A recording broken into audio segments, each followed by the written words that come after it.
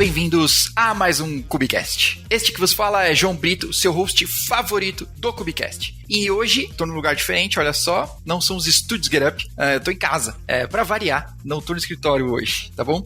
Estúdios Get Up, que se você caiu aqui por um acaso e não sabe quem é Get Up, Get Up é quem faz esse programa acontecer e é a sua amiga na jornada Kubernetes. Acabei de inventar essa, acho que eu nunca falei. Eles me deram um texto para que eu conseguisse falar aqui, eu não consegui nenhuma vez, tá bom? Você deve saber que, além de acompanhar você na sua jornada de Kubernetes, nós também criamos projetos open source para administração de Kubernetes, né? Para você saber se você está seguindo boas práticas ou se seus clusters ainda estão com as boas práticas que você deixou lá na última vez que você olhou. Então, se você quiser saber um pouco mais, getup.io/open source e você vai conhecer um pouco mais dos nossos projetos, tá bom? Chega de jabá, vamos ao que interessa. Hoje eu queria apresentar para vocês, eu tenho a ilustre presença de Isadora Ribeiro, mais conhecida como Isa Fashion. Ela vai explicar, vou deixar ela se apresentar primeiro e aí a gente parte pro papo. Olá, eu sou Isadora, tenho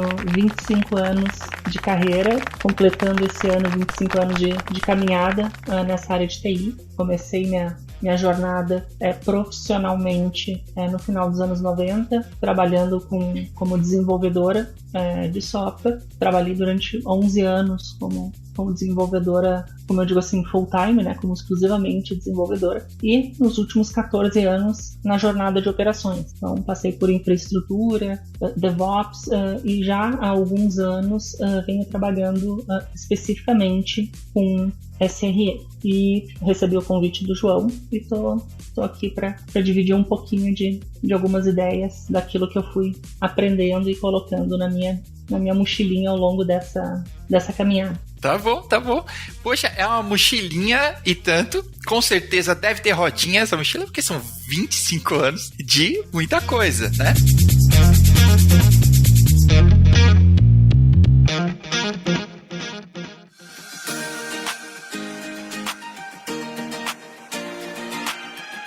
Primeiro, então, para entender um pouquinho mais sobre você, me conta um pouco mais sobre a sua trajetória aí. Então, talvez da primeira parte, né, de desenvolvedora, o que você desenvolvia? Nesse podcast a gente costuma fazer piadinhas de mau gosto de Java, então, por favor, fica à vontade. Bom, na minha primeira, vamos dizer assim, na minha primeira parte da minha jornada em TI, então como desenvolvedora, eu trabalhei basicamente todo esse tempo desenvolvendo software sob medida. Então, uma software house, então não em uma, né, mas em uma, duas software house, até porque eu não trabalhei em muitas empresas. Eu sou uma pessoa que normalmente acaba fazendo uma jornada extensa nas empresas por onde eu passo, e dá para resumir essa primeira etapa como desenvolvimento de software sob medida. Então eu desenvolvi software para muitas áreas diferentes, o que foi muito legal, assim, porque eu sempre gostei muito de negócio, de entender o que eu estou resolvendo, né? Então, como eu brinco que o meu diploma é de humanas e eu trabalho na área de exatas, né? Eu, como uma administradora, eu me interesso muito sobre processos, sobre como as coisas funcionam, né? Não só as coisas, mas as pessoas, como é que as organizações cumprem o seu dia a dia. Então, isso foi muito legal porque eu pude conhecer diferentes negócios, abrir bastante a minha visão sobre qual é o papel do software dentro das empresas, né? Não aquele papel artístico, mas um papel bem prático. E a partir vamos dizer assim, nessa segunda fase da minha carreira, eu vim trabalhando em plataformas, vamos dizer assim. Eu vinha trabalhando em operações em diferentes plataformas. Então, plataforma de e-commerce, B2B, depois plataforma de e-commerce, B2C, depois broker de mensageria, SMS, depois plataforma conversacional de bots e fluxos conversacionais, depois plataforma, nos últimos anos eu estou trabalhando numa plataforma de automação de marketing. Então eu venho passando por diferentes plataformas, atuando nessa área de operações, e nos últimos 6 anos, bem focada em SRE, onde eu pude mesclar toda a minha experiência em desenvolvimento de software para dentro da área de operações, criando middlewares, serviços automatizados e outras ferramentas que, como eu digo, SRE sobre criar softwares que resolvem problemas de operação de outros softwares. Então, eu não trabalho desenvolvendo um produto, mas eu trabalho desenvolvendo softwares que resolvem a operação, eliminam trabalhos desnecessários, realizam extensas checklists de tarefas. Então, essa foi basicamente a minha jornada. Então, eu vinha trabalhando na minha primeira etapa com PHP. Quando eu comecei a entrar na parte de operações, aí eu comecei a desenvolver em C#. Aí, depois de C#, eu engrenei em Go e já estou há muitos anos desenvolvendo em Go. Ah, que da hora. Essa era a minha próxima pergunta. E aí eu gostei da definição sobre SRE. Muito obrigado. Vou roubar e ela vai ficar para a posteridade aqui. Então, você teve um momento de transição aí, né, para infraestrutura. E a primeira pergunta é por quê? Foi seu projeto, né? Isso foi pensado ou foram as oportunidades que foram caindo, assim? Como uma boa representante da comunidade TDAH diagnosticada, eu simplesmente não faço nada planejado na minha vida. É tudo no susto, no espasmo e na necessidade. Uhum. E, vamos dizer assim, eu diria que o dia a dia como dev, mesmo que eu trabalhasse em consultoria, não trabalhasse num produto, né, mas o dia a dia de dev não me gerava dopamina suficiente, eu achava extremamente entediante. E eu tava muito na dúvida, assim, do tipo, nossa, mas o que eu vou fazer? Eu cheguei a ter um hiato na minha carreira, onde eu trabalhei com gestão, então eu trabalhei com gestão de TI numa empresa que não era de TI, mas formei uma equipe de TI, a gente tinha uma área de desenvolvimento de software lá dentro. Cheguei a virar sócia depois do dono da empresa, porque a gente produtizou o que a gente desenvolveu lá dentro para o mercado. Foram iniciativas, assim, bem legais de empreendedorismo, mas, assim, ainda não tinha achado, assim, o que me brilhasse os olhos. E quando eu comecei a trabalhar com infraestrutura, tipo assim, foi uma tentativa, porque eu realmente gostava de infraestrutura e eu sabia que infraestrutura era meio que uma vida meio assim que de bombeira, né? Meio que, né, plantão, emoção, pagerduty, esse tipo de coisa sempre bombando, e isso, para mim, pro meu perfil, fechava muito bem. E aí eu comecei a trabalhar. E quando eu comecei a trabalhar, que daí na minha virada de carreira, né, nessa parte de infraestrutura e DevOps, eu estava trabalhando numa plataforma de e-commerce, eu estava trabalhando com pessoas muito experientes, que trouxeram e me ajudaram, na verdade me mostraram o caminho de DevOps lá em 2010. Então, faz muito tempo. E eles já estavam com essa visão sobre a questão de entrega, de ambiente, de provisionamento, de automação, etc. E como eu tinha já uma capacidade de diálogo com os times de engenharia, por ter trabalhado com desenvolvimento durante muito tempo, eu sempre me adaptei muito bem. Mas assim, é como se eu fosse, eu brinco com meu colega que tem rebanho de ovelhas e ele tem um cachorro de uma raça que é tipo ovelheiro e ele se mistura no meio do rebanho, né? Então, como se ele fizesse parte do rebanho. Então, eu conseguia fazer parte do rebanho de devs e fui melhorando cada vez mais meus skills de desenvolvedora, mas aplicando isso para uma área daí de DevOps. E eu já me perdi por que eu estava falando isso, eu já perdi completamente o fio da meada, mas não foi planejado, foi por uma questão de necessidade, e daí, seguindo nessa carreira de DevOps, de Ops, de infraestrutura e tal, em 2016, eu comecei assim, a me apaixonar pela área de monitoramento. Então, em 2016, eu diria que foi o meu start para começar a ir além do básico, além do Nagios, como eu digo, né? Tipo, começar a trazer a área de monitoramento para dentro, primeiro, dos times de engenharia, começar a criar cultura. Assim como a gente fala da cultura DevOps, eu digo que tem muito da cultura de observabilidade, também é um papel que alguém fomenta dentro dos times de engenharia e vai despertando nas pessoas o valor que isso tem. Então, desde 2016 eu venho também nessa caminhada voltada para a observabilidade. Depois, quando a gente falar especificamente sobre o tema, a gente vai poder pontuar alguns conceitos sobre isso. Mas, como tudo na minha vida, as coisas foram indo. Assim como eu nunca procurei emprego, as pessoas sempre foram me chamando e eu fui indo. Então, tipo assim, eu nunca fiz mudanças planejadas de trabalho, de empresa, As coisas foram acontecendo, as pessoas me convidaram, até hoje, todos os lugares por onde eu trabalhei, eu fui por convite. Então, tipo, as coisas sempre foram muito fluidas na minha carreira. E isso, para mim, é satisfatório, porque, de uma certa forma, acho que mostra, assim, como teve confiança, as pessoas tiveram confiança no meu trabalho, na minha pessoa, para poder ir e seguindo adiante eu poder ir participando desses diferentes desafios. Que massa, que massa. Bom, parabéns pela jornada. E ainda sobre a sua conexão ali de DevOps ou mais para Ops agora, parece estranho a gente vir falar de monitoração em 2024 aqui, que, sei lá, eu acho que a gente fala disso desde sempre, desde muito antes de containers, desde muito antes de VM e etc. O Nagios é de muito antes de VM. Saudoso Nagios. Mas, mesmo assim, ainda parece que é um assunto completamente de Ops, que quando você vai falar sobre isso com times de desenvolvimento e tudo, ou eles vão torcer meio o nariz, ou vai ter que ser meio goela abaixo, ou, mas no máximo eu vou aparelhar alguma coisa aqui. Como isso acontece na sua experiência? Como foi para compartilhar, trazer esse pessoal para participar, assim? Ou se teve que virar mesmo um setor, assim, né? Na verdade, eu diria que foi por livre e espontânea pressão.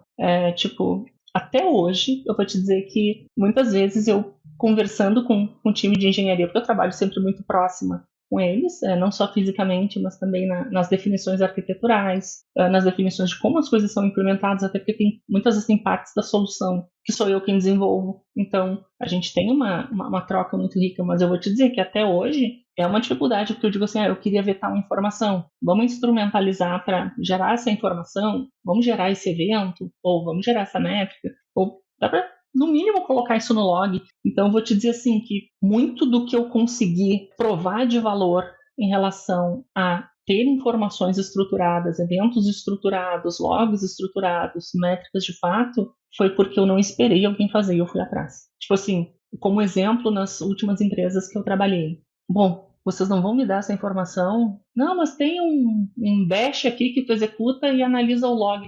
Mas, gente, são 70 e poucos servidores de envio. Como é que eu vou fazer isso? Não, eu fui lá, eu coloquei um log shipper na máquina, eu mandei parsear esses logs, estruturar aqueles logs em eventos, comecei a mandar para uma base de dados minha, vamos dizer assim. Então, eu meio que tive que criar o meu ecossistema para pegar informações, porque tem uma questão que é muito clara nisso que a gente está falando, que muitas vezes o time de engenharia não vê valor numa informação, mas ele não sabe como lá para o pessoal do suporte N1, para o pessoal do suporte N2, para o pessoal de áreas específicas, aquilo faz todo sentido. Muda a vida deles, o que para eles é muito básico. Não, mas já está no log, não precisa estruturar, não precisa fazer nada. Então, tem áreas dentro da empresa onde eu trabalho hoje que elas não funcionariam se não fossem as informações que eu pude extrair dos logs e estruturar aqueles logs como eventos e criar dimensões como conta de cliente, falando especificamente de coisas de negócio, classe de envio, qual foi o endereço IP, uma série de dimensões de informação que permitem afunilar um pouco e chegar num entendimento de, bom, o que está acontecendo, como é que estão as minhas entregas de e-mail por provedor, por código, por tipo de código, por tipo de bloqueio, por cliente, como é que está o volume de envios desse cliente. Não se tinha nada disso. Só que isso era importante para o CS, era importante para o suporte N1, era importante para a área de entrega. Então, assim, ainda é difícil conseguir convencer, porque eu fico pensando, cara, não te custa instrumentalizar, coloca uma métricazinha ali, por gentileza. Eu estou pagando esse custo, isso está vindo, digamos, para o meu centro de custo, está indo para a minha base de séries. Não tá ocupando a plataforma, sabe? Então tive que ir criando essa bem que na força, assim, tipo, e buscando esse tipo de informação e questionando toda vez que tinha alguma reunião para definição de uma feature, eu sempre pergunto, o que essa feature faz? O que eu preciso saber? O que dessa feature a gente pode precisar saber quando um cliente estiver utilizando? Como é que eu identifico que ela está funcionando? Como é que eu identifico que ela não está funcionando? No mínimo, aqueles cenários mais previsíveis, não estou nem falando de um conceito mais recente de observabilidade que fala em dimensões quase que infinitas em termos da quantidade de informações que um evento deve gerar. Mas estou falando do mínimo, tipo, vamos identificar o que a gente precisa saber, monitorar dessa feature que diga respeito à disponibilidade, desempenho e experiência do cliente. Então, assim, é difícil. Ainda é muito difícil e me impressiona um pouco, porque eu sei que tem pessoas da área de dev que têm interesse em saber, mas tem outras pessoas que, tipo, mas pra que tu quer isso? Geralmente essa é a pergunta. Pra que tu quer? Aí eu digo, eu não quero pra nada. eu tô pegando isso pra gente poder Sabe, eu sempre dou o exemplo, assim, imagina numa usina nuclear, numa usina hidrelétrica, aqueles caras têm aqueles painéis imensos, luzinha por luzinha, 1 bilhão de LEDzinhos. A gente precisa saber não só sobre a métrica de uma aplicação, dizendo quantos flashes por segundo eu estou atendendo. Não, mas eu preciso saber uma informação em termos de processo de negócio. E aí é que entra. Vamos dizer assim, estamos falando ainda em monitoramento em 2024, parece tão básico. Mas quando tu começa a ver, de fato, ainda tem bastante resistência e ainda tem muita cultura de monitoramento que diz respeito só a dados básicos de infraestrutura, de RIP de aplicação, etc. E não, a gente quer saber processo. Como é que eu olho para uma tela e tento resumir um processo do cliente, uma jornada do cliente, dentro daquelas informações, seja de evento, seja de métrica, seja de logs. Mas é difícil convencer sobre isso. Tá bom. Falando nisso ainda, e aí a gente às vezes topa aqui com alguém para falar mais sobre carreira ou sobre evolução. Nem sei se evolução na carreira, evolução é a palavra certa, mas tudo bem. Tem uma galera aqui em Ops que é meio dinossauro, então acho que evolução é a palavra certa. Olha o meteoro. Exato. Bom, mas poderia vir, né? Já deu, já. Mas tudo bem. Enquanto não vem, você falou um pouco sobre formou time e mantém times hoje, né? E se conecta a time tanto de desenvolvimento como de operações, produto provavelmente também é no meio, né? Quanto isso modifica para você sobre a experiência do profissional, ou talvez demonstra essa experiência, né? Quando o profissional vai além de ser um tarefeiro, né? Que ele pega uma task e entrega um código. Mesmo em operações também, né? Pega uma task e pronto, essa máquina pode ser usada, ou já obedece aqui. Sobre saber o que isso significa para o negócio. Quanto está custando essa tarefa aqui, ou que benefício ela está trazendo? Como isso impacta para você, assim, na sua visão do time ou da evolução das pessoas, assim, como um todo? Bom, eu vejo em relação a operações, eu vejo que a gente tem alguns perfis. Então, tem um perfil de pessoa de operações que vem muito daquela cultura, infraestrutura e redes. E esse é o pessoal que geralmente a preocupação deles é a disponibilidade. Então, eles não querem mudança em produção, eles querem manter o custo total sob controle, eles querem ter um tipo de operação que é tipo assim, imaculado, né? Eu tenho um ambiente de produção, ele tem que estar imaculado. Tipo, só eu posso resolver, ou só o meu time pode resolver determinados problemas.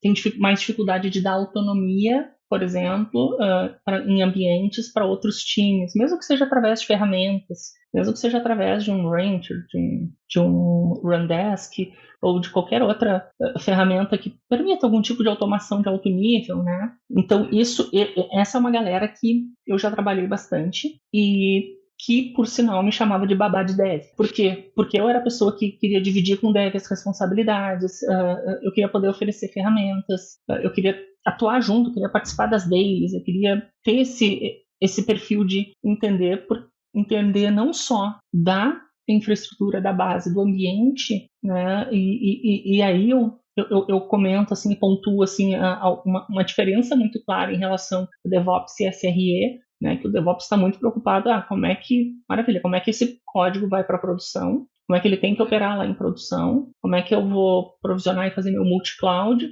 e tudo isso de uma forma automatizada. Então, a galera de DevOps é uma galera que veio de infraestrutura, geralmente, mas que desenvolveu o apreço pela automação, seja pela gerência de configuração, seja pelo terraformismo, né, pela cultura da scriptaria, da infraestrutura como código, mas ainda falta um pouco mais da aderência com o produto, de como que o produto é feito. Não é simplesmente, estou provisionando aqui, nosso Kafka, estou provisionando nossos bouncers, etc. Vai tudo funcionar assim e assado. Não, eu preciso saber qual é a stack que o time de dev está utilizando. Beleza. Quais são as libs que vocês estão usando para conectar no Kafka? Estão usando libtal? Não, beleza. Deixa eu entender como é que ela funciona. É entender um pouco mais essa relação de causa e efeito, de como que a coisa está sendo construída lá para que eu possa entender melhor na hora de um troubleshooting, né? E não simplesmente dizer, o Kafka está no ar. Não, a RIP do Kafka está ok, né? Mas está dando um consumer lag muito alto. E geralmente a coisa acaba voltando muito ou para a aplicação, ou para o Service Mesh, ou para aquilo que está no meio do caminho e que não é necessariamente os building blocks da infraestrutura que foram automatizados e entregues. Então eu diria que por isso que o próprio Google coloca, quando eles tornaram pública essa definição de SRE, de Site Reliability Engineering, que é o que acontece quando engenheiros de software atuam na área de operações. Então, é isso, é entender muito do lado do produto, porque a gente vai conseguir extrair melhor as coisas, extrair um pouquinho mais do extrato, do suco do que aquilo pode prover. E não só isso, né? Como eu costumo dizer, não, mas o pessoal de DevOps já provisionou o Kafka, tá aqui o Prometheus Exporter, tá aqui o exporter do Postgres, tá aqui o exporter do, sei lá, de outros componentes de infraestrutura, e daí a gente olha um pouquinho mais com uma lupa e diz assim, tá, mas e as aplicações aquelas legadas que tem de JBoss Messaging, como é que a gente sabe que elas estão se comunicando? Como é que a gente sabe que não está acontecendo tal coisa no meio do caminho? Porque quando tu fala em tentar visualizar a jornada do cliente, vão começar a aparecer outros pontos que não são aqueles grandes blocos de infraestrutura que eventualmente vão te dizer o que está acontecendo. Então, assim, eu não sei explicar, mas eu sempre digo que como é que a gente chega nessa etapa de poder querer olhar para o produto e querer olhar para o negócio, eu acho que é no momento em que tu diz assim, eu me comprometo com a jornada do cliente, a jornada do cliente faz sentido para mim e eu não quero ser pega de surpresa quando alguma coisa estiver acontecendo. Fora isso, quando alguém me perguntar alguma coisa, eu tenho que ter dados. Então, essa necessidade acaba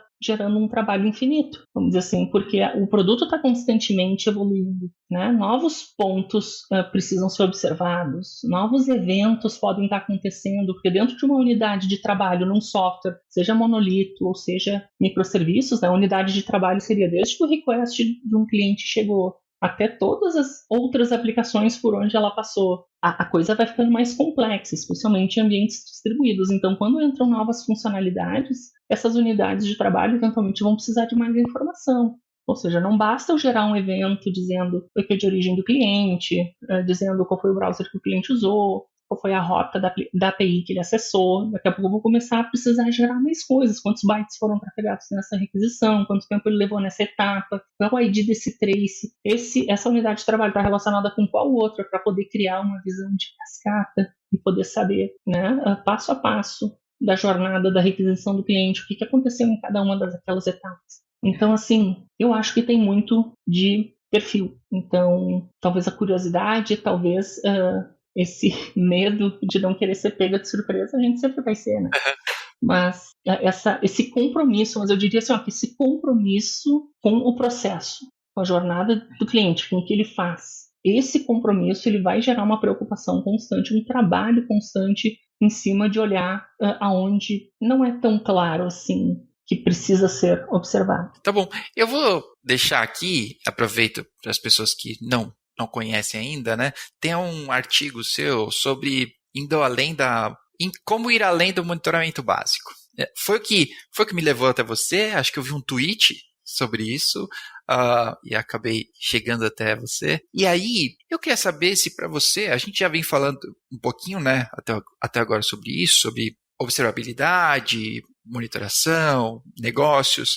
Eu já entrevistei aqui no Kubecast, uma série, inclusive, na verdade, com grande parte dos provedores de stacks de observabilidade, mas a minha experiência, ou talvez nas conversas que eu tenho tido com as pessoas, tem me parecido muito mais próximo disso que você está falando, sobre que dados as aplicações podem me trazer sobre o comportamento da aplicação, né, no final das contas, para o cliente, e não só que a transação terminou. Parabéns, no final das contas aqui, passou por X microserviços, e estou entregando lá, está dando os 200. Eu gostei disso que você está falando sobre o compromisso, né, com o cliente, com a aplicação, com o ambiente, sei lá. Porque você falando, me parece mesmo que é o contrário disso quando a gente está falando que simplesmente, mas minha parte está feita, né? Tipo, deu ok, esse problema não é meu. Mas você não faz parte de um time que está entregando essa parada, você está nesse barco. Você deveria entender, ou pelo menos entrar nessa sala, entrar nesse buraco com o restante do time para sair do outro lado, né? Não parece que a gente ainda está meio preso e a gente não conseguiu superar essa parada de DevOps mesmo e de squads e coisas do tipo? Me parece que o uso das ferramentas, e elas são maravilhosas, existem várias ferramentas muito boas, me parece que o uso delas é muito como, aspas, e desculpe a expressão, um cala-boca. É tipo assim, eu coloquei todos os exporters que existem, tá aqui, os dashboards, quiser saber o que está acontecendo, tá aqui. O que acontece? O que acontece é que, e daí é uma dificuldade minha com as ferramentas prontas. Eu, pessoalmente, gosto de utilizar alguma base de dados minha que eu possa livremente investigar e consultar coisas. Assim como eu gosto de manter centralizado no Grafana todas as minhas variadas origens de dados, que vão desde um roteador, até um load balancer, até a aplicação, até o sensor IoT da porta, sabe? Uhum. Pegar de todos os lugares, e quando a gente fala dessas ferramentas, a gente está falando muito de instrumentalização. Vou botar o agente aqui do New Relic aqui, tudo vai funcionar e vai ficar lá disponível para saber como é que está funcionando. O que acontece é que, primeiro, grande parte das pessoas, e eu gostaria de trazer números e eu não tenho aqui, mas utiliza instrumentação automática. Ou seja, se tu utiliza uma linguagem de programação com determinadas libs, frameworks conhecidos que a ferramenta tem instrumentação automática, ela vai colocar alguns checkpoints em alguns pontos específicos de chamada de função e vai medir tempo, basicamente. Tempo e sucesso, tempo e sucesso. Mas existem muitas outras informações que a gente pode precisar, porque quando a gente fala desse tipo de instrumentalização, a gente está falando de metrificar e agregar e eventualmente definir limiares, thresholds, que a gente sabe que são problema. Então a gente está falando de cenários previsíveis. A gente não está falando de cenários, como dizem, novel ou bizarre, né? Tipo fictícios ou absolutamente bizarros, que é onde tu precisa de mais informação. Tu precisa do o ID do request, tu precisa do ID do usuário, tu precisa do cookie que o cara estava utilizando, tu precisa do refer, saber de onde que o cara estava vindo. Tu começa a precisar de uma série de vasta de metadados, que daí a gente chama de alta dimensionalidade, que é quando tu começa a ter muitas dimensões para um único evento, porque é a partir deles que tu vai conseguir depois fazer consultas normalmente investigativas e sob medida. É muito difícil, a gente pode e deve e acaba tendo, de fato, muitos dashboards que nos dão um overview de como as coisas estão funcionando. Eu sei, por exemplo, como tu falou, eu estou atendendo, aqui, o meu percentil 95 das requisições estão até 100 milissegundos. Tá, mas e aqueles outros 5%?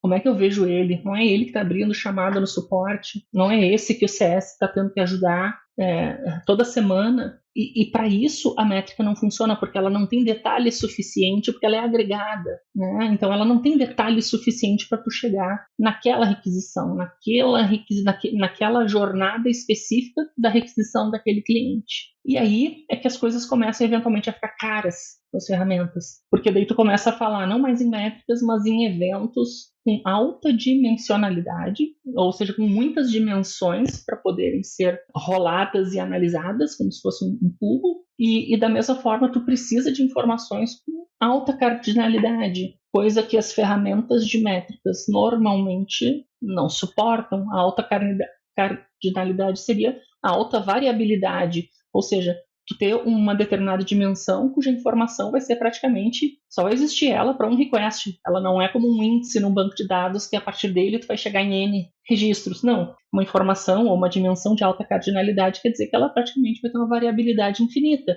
É como o ID de uma requisição. Então, a gente vai conseguindo explorar melhor esse cenário de observabilidade de uma forma que não é tão previsível quanto a que os dashboards do Datadog, do New Relic, de outros vão te oferecer. Eventualmente, eles oferecem, por exemplo, uma forma de tu ter um armazenamento de eventos com altíssima variabilidade, altíssima cardinalidade e com muitas dimensões, mas tu vai pagar bastante por isso, né? Porque é o tipo de recurso que depois, para tu girar e rolar e analisar esses dados, requer muito recurso computacional. Eventualmente, tu poderia ter um Cassandra rodando on-premises ou, né, sob demanda em algum lugar, seria mais barato do que tu ter uma ferramenta como essa. Mas isso tudo depende da maturidade dos times, depende da maturidade das pessoas. Então, quando a gente fala, por que todo mundo adota o New Relic, o Datadog e outros? É fácil.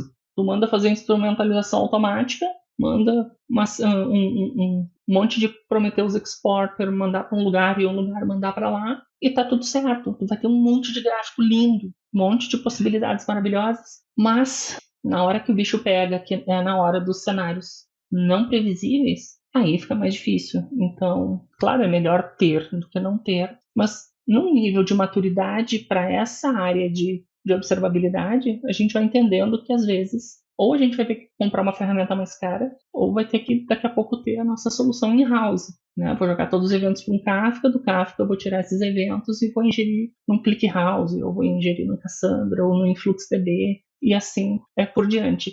Quanto a isso, eu não sou muito, por mais que eu fale muito de InfluxDB, eu não sou evangelista de nenhuma solução específica.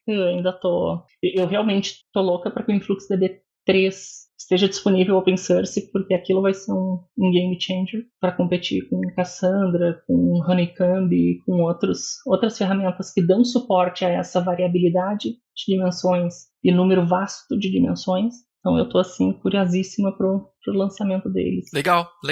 Eu quero voltar numa coisa que você falou sobre a senioridade. E aí aqui eu queria abrir um pouquinho, não só a senioridade ou complexidade, né, do ambiente e dos times. Se você acha que tem ganho, né? Porque sendo um pouco o advogado diabo ou um pouco realista aqui, não é o cenário de todos os ambientes que a gente precisa de tanta profundidade desses dados, né? Ou talvez nem que o time vai conseguir, ou que a empresa vai conseguir bancar, seja por tempo, seja por senioridade do time, seja por time to marketing, diversos fatores, assim. Mas, mesmo assim, eu ainda advogo no sentido de que, minimamente, o autoinstrumentação, né, já vai dar alguma visão. Mas você acha que, em cenários simples, dá para parar por aí e, tipo, tudo bem, você vai sobreviver e segue a vida, ou não, todo mundo deveria, em algum momento, ter essa task e pegá-la para poder sair da autoinstrumentação e ir mais longe, assim, é necessário. Então, eu concordo plenamente contigo que não há necessidade em todos os ambientes, em todos os casos, em todos os negócios, em todas as características de aplicação. Quando a gente fala, e quando eu falo muito dessa questão a observabilidade ao pé da letra, ela é bem exigente, né? Então, ela vai tratar disso, de eventos ricos, eventos estruturados, possibilidade de modelar questões desconhecidas para problemas desconhecidos, ou seja, tu não sabe o que tu tem que perguntar. Mas é claro que isso a gente está falando de um ambiente mais complexo, a gente está falando de um ambiente onde, inclusive, a maturidade do time de engenharia vai ter que estar muito alinhada com a maturidade do time de operações. A aplicação ela vai ter que ser assim, ela vai ter que ter um grau de distribuição, né? Ela vai ter que ser um sistema distribuído num grau um pouco mais avançado para tu poder passar por esses problemas, mas falando de vida real, falando de grande parte das empresas e dos trabalhos e dos projetos nos quais eu já trabalhei, tu já trabalhaste e outras pessoas já trabalham, a instrumentação automática vai funcionar. E em relação, né, às ferramentas pagas, a gente tem hoje uma alternativa. Desculpa que eu tive uma participação especial aqui. Só quem estiver assistindo a gente diretamente no vídeo, no YouTube, vai ver a participação. No áudio, vocês não vão saber o que é.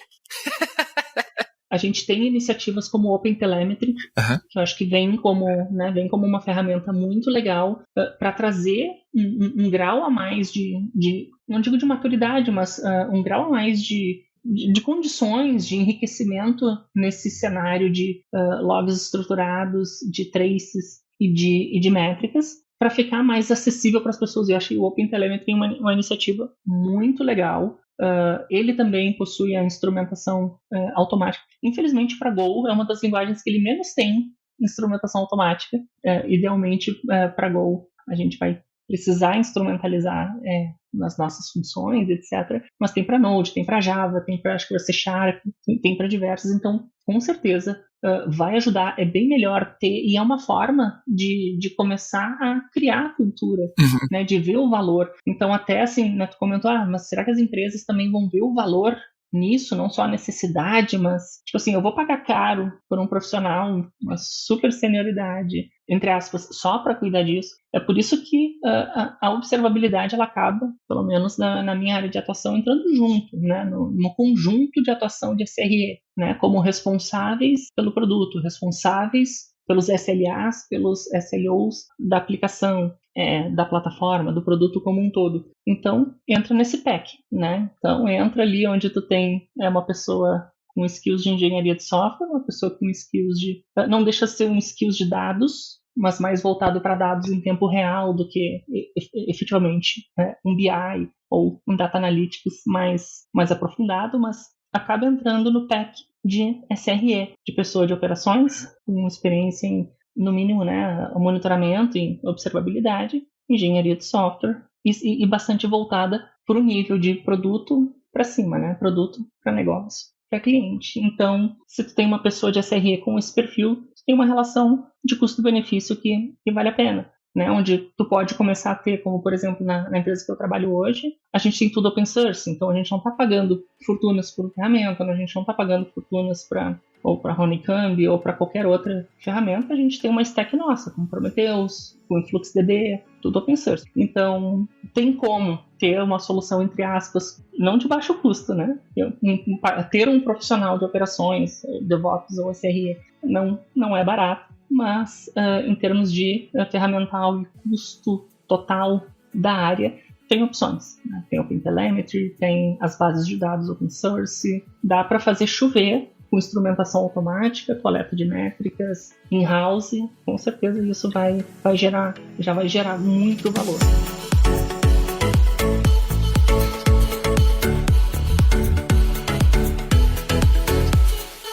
Você separou, em alguns momentos de quando você estava contando, você separou engenharia de DevOps, que eu chamo de sysadmin ainda, tá bom? Mas, sem a gente dizer aqui que tem que ter CREA ou não, eu queria... As polêmicas do Twitter. Isso, sem a gente dizer isso, mas eu queria saber se na sua história, na sua visão, assim, se isso é um caminho natural ou não a ser perseguido, né, de evolução da profissão, assim, né, então você hoje está em operações, talvez a pessoa está resolvendo problemas ali, resolvendo alarmes e restartando máquina. SRE Service, Restart Engineering. Isso, restartando o node do Kubernetes, né, o novo restart agora é drenar nodes.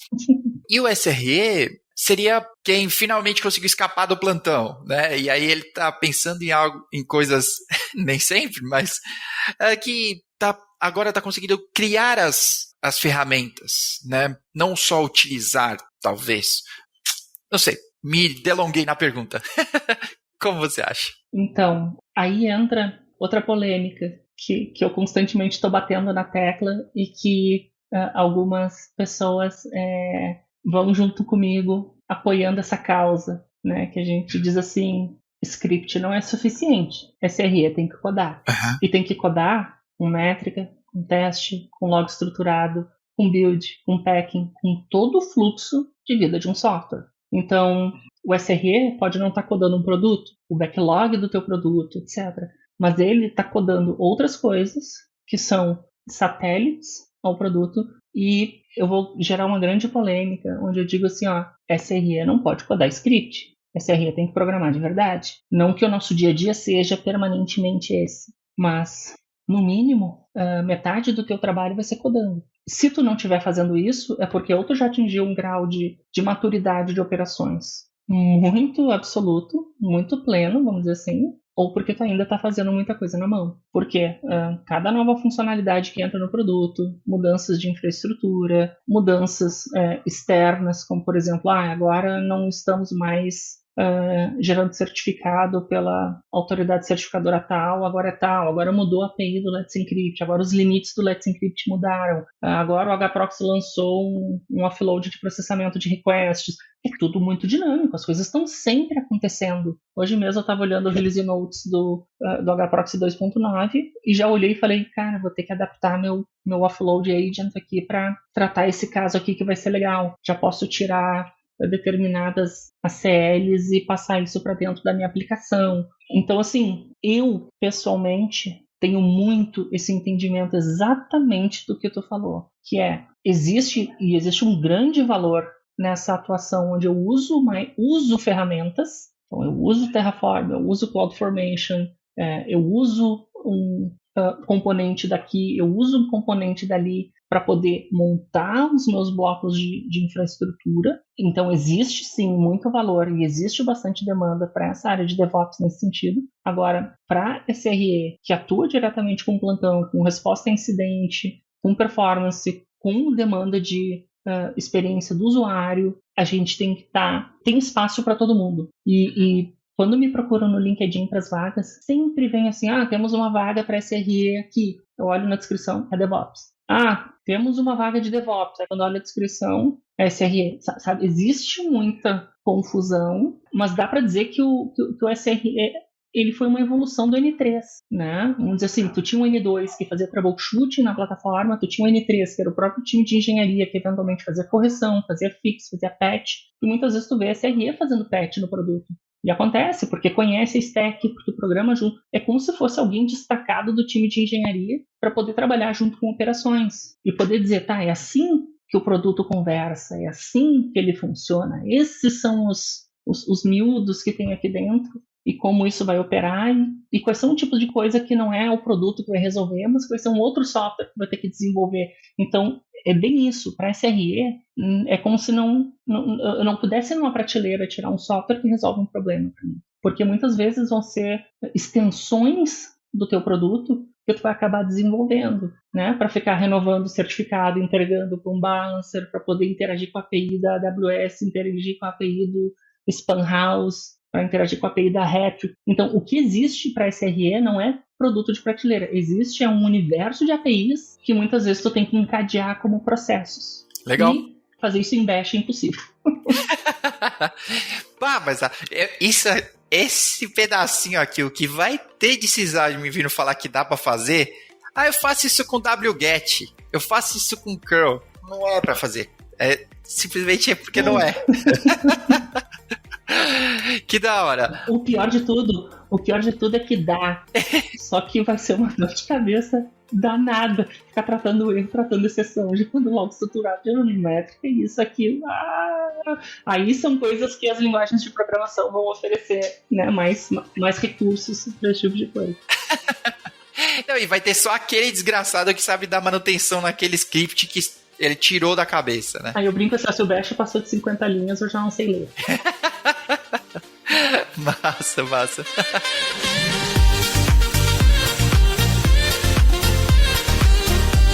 Isa, olha, partindo pro final aqui, então, eu queria saber, te dar a oportunidade aqui de você deixar as suas dicas ou recomendações aí, né, para quem estiver ouvindo. Esse é o momento. Uma recomendação que eu tenho, assim, para essa área de observabilidade. Inclusive, eu estava tendo algumas conversas com uma pessoa que eu conheci através do Twitter ou LinkedIn e que queria se aperfeiçoar nessa área. E eu falei para essa pessoa, olha, curiosidade é fundamental e ter esse gosto por pegar um dado e girar e enxergar ele por diferentes combinações de dimensões. Então, assim, explorar ferramentas de dados que são voltadas para alta cardinalidade, e aí a gente está falando de Cassandra, de InfluxDB3, a gente está falando de Honeycomb, acho que ClickHouse, existem diversas ferramentas, e esse é o tipo de ferramenta que vai ser muito, muito útil para quem quer começar a elevar o seu nível de skills em observabilidade, ir um pouquinho para essa área de dados, claro, mais focado em dados em tempo real. E dizer especificamente, assim, as pessoas me perguntam, eu estou começando em SRE, então eu sempre digo, programa, escolha uma linguagem, ou que seja realmente muito neutra, ou que ela seja exatamente na stack do teu time de engenharia e começa a programar nela, mesmo que sejam as coisas mais simples. Mas entender como que aquela linguagem funciona vai te ajudar a entender melhor como ela opera. Que legal. Ótimas dicas. Muito obrigado. Eu queria te agradecer muito pelo seu tempo aqui e pelo tempo para compartilhar com todo mundo aí tudo isso, essa experiência que você traz. Agradecer todo mundo que ouviu a gente até aqui e nos vemos no próximo episódio. Eu acho que é isso por hoje. Até mais. Tchau!